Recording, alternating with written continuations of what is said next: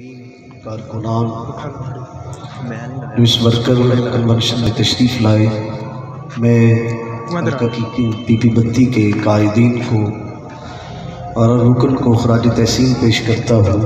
اتنا کامیاب آپ نے ورکر کنونشن کروا کے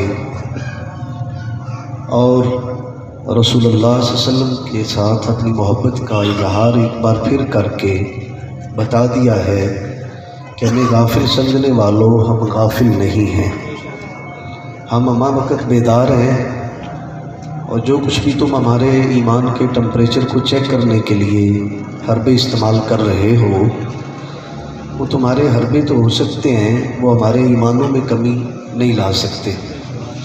تو ہم جو ابھی میرے برادر محترم نے بات کی، میں اسی کے حوالہ سے بات کرتا ہوں اور شکریہ ادا کرتا ہوں۔ برادر نعیم چٹھا صاحب، آپ تشریف لائے بالخصوص منڈی باولدین حلقہ سے، تو آپ کو شہر دیرگاہ میں آپ خوش آمدید بھی کہتے ہیں۔ تو حضرات عزیز محتشم، اس وقت میرے اور آپ کے پاس جو عزتیں ہیں، اللہ رسول کے بعد یہ ساری عزتیں ہمیں اسلام نے دی ہیں۔ مذہب اسلام سے پہلے، دین اسلام سے پہلے عورت آزاد نہیں تھی۔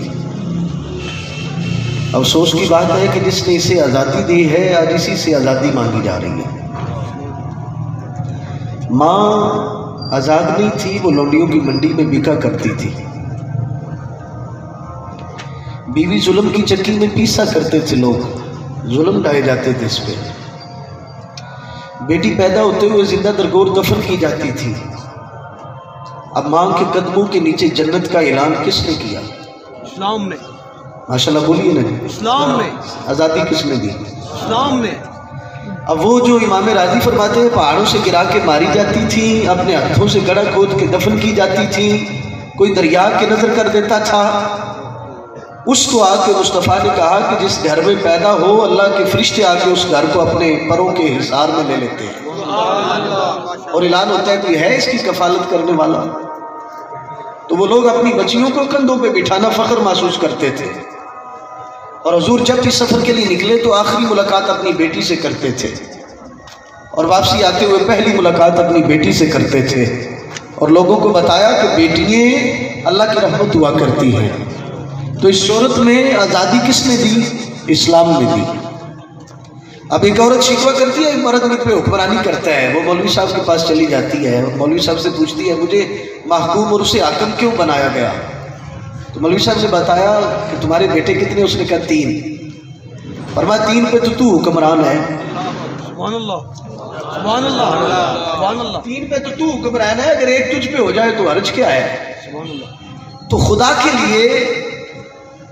کے لیے یہ حربے استعمال نہ کرو، یہ اسلامی جمہوریہ پاکستان ہے، اور اس کی رگوں میں ہمارے بزرگوں کا، ہماری ماؤں کا، ہماری بہنوں کا، ہمارے نوجوانوں کا، غیرت ایمانی رکھنے والے لوگوں کا خون ان کی بنیادوں کے اندر سینچا گیا ہے، اور اس سے جا کے اینٹیں رکھی گئی ہیں، تب جا کے یہ ملک بنا ہے۔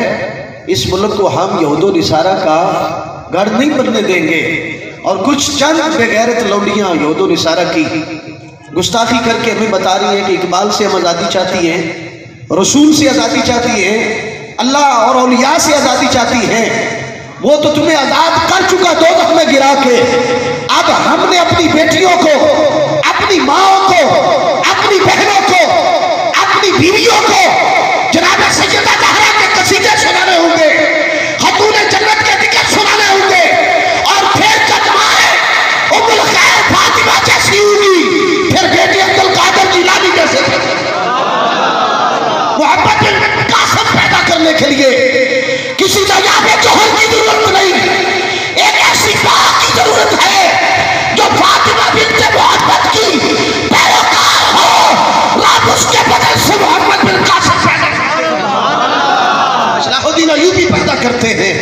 تو جہاں تحریک لبیک کا یہ پیغام لبیک لبیک کی صدا ہے، جہاں تحریک لبیک کا پیغام من صفا نبی جن فاقتلو ہے، وہاں یہ بھی پیغام ہے کہ سنو ہماری مائیں پہلے بھی مصطفیٰ پہ قربان ہے، سیدہ زہرا پہ بھی قربان ہے، یہ حیا کی پیکر رہیں گی، اور یہ حیا پہ چلیں گی. اور میں بس کہ آپ نوجوان ہیں تو میں ایک جملہ کہہ کے ختم کر رہا ہوں گفتگو کو. آپ اپنی نظروں میں حیا پیدا کریں. کیا کریں؟ حیا پیدا کریں. تحریک لبیک کا ورکر ہو اور اس کی نظر کہیں اور پڑ جائے، یہ رضوی صاحب کو بھی پسند نہیں ہوگا. توجہ ہے؟ قائد محترم کو بھی یہ پسند نہیں ہے. اور سب سے بڑھ کر اللہ رسول کو بھی یہ پسند نہیں. کتنا پیارا جملہ حضور فرما گئے.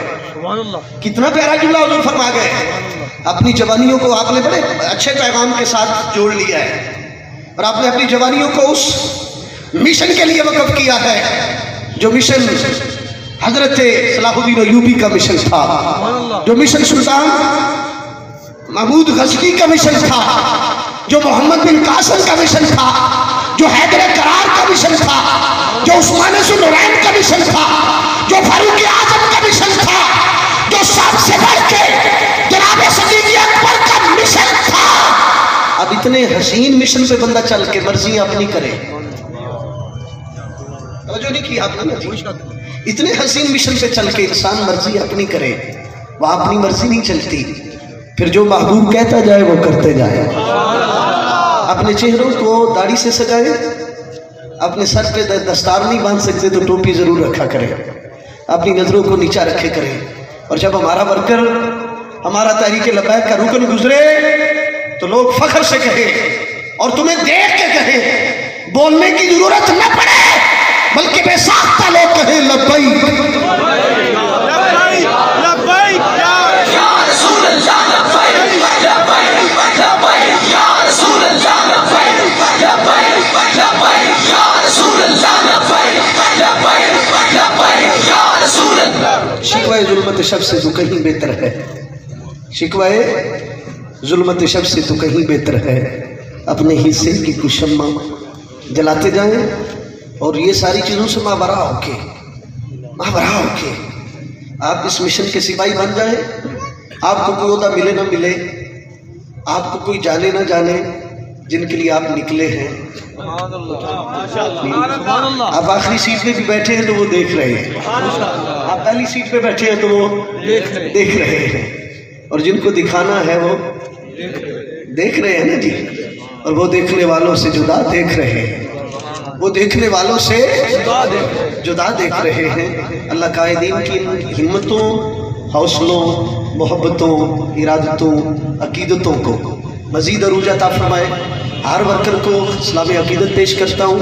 اس سے بڑھ کے ایک آج مجھ سے آپ وعدہ تو نہیں کہتا، میں وعدہ نہیں کہتا لیکن میری امید بڑھا دیں، میری امید بڑھا دیں. ایک بندے نے ایک ورکر تیار کرنا ہے. ماشاءاللہ. اللہ میرا اور آپ کا ہم یوناس